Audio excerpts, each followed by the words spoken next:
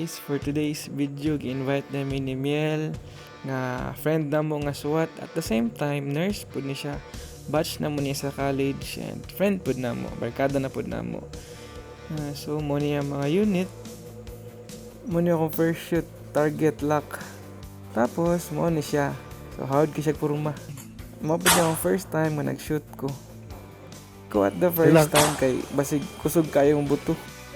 Kani nga time kulbaan kay ko ani, kay feeling na ako basig musipa ang baril sa ako nga bagaw niya na pa ba ko'y braces diri no nga wala pa natanggal. So pero nakampante ra ko kay gi-guide pud ko niya kung saan papabuto nga mag-relax lang daw ko.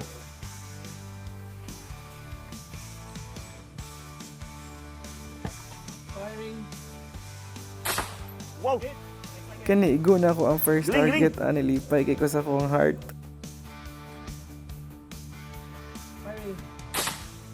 Gihapon, igo gihapon ako. So naano ko'y confident ani nga mahit na ko ang last target, which is medyo lisod to siya.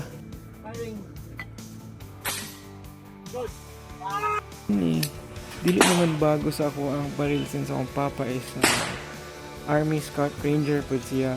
Pero wala din ko naka-experience ka nagpabuto ko sa iyang pusil. Kanilang jud nga time, magtagaan may chance na Mel mapabuto sa iyang mga gamit.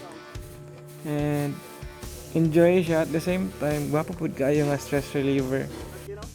Kani siya naglisod ko ani siyang baril kay perting bugata, tapos taas kayo ba maglisod ko grip. Nya mo to.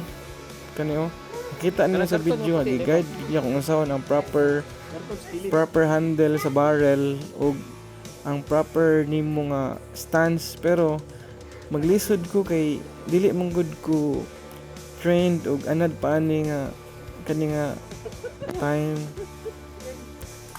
At least siya naglisod po nag-instruct sa ko pero kaya amigo man ni wa siya mabuhat.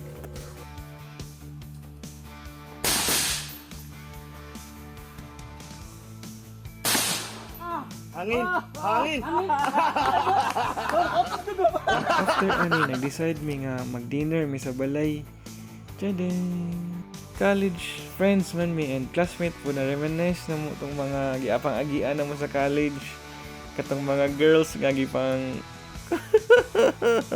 gipang friend na mo mga amigo na mo nga sa una sa college. So na-reminisce to na mo. So enjoy kini siya nga time nga nagkastorya mi balik way back then. So syempre enjoy man jud kaayo istoryahan ng mga gahapon, ang mga subject nga gipang absinan, ang mga time nga imbis mo eskwela mo adto sa boarding house kaya mag-inom.